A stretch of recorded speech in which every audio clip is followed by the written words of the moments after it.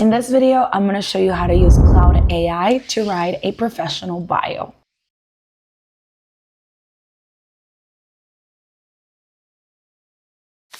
If this guide helps you, don't forget to like it and also subscribe to the channel. First things first, you're going to go to Instagram and you're going to screenshot your current bio.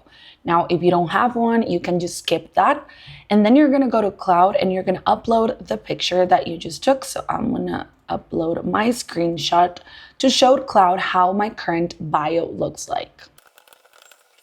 This is the prompt that I'm going to use. I'm telling Claude that this is my current bio. I want to make it more professional. I want to improve my SEO. And I also tell Claude what my content is about. I'm going to give Claude a few seconds so it can take a look at my profile.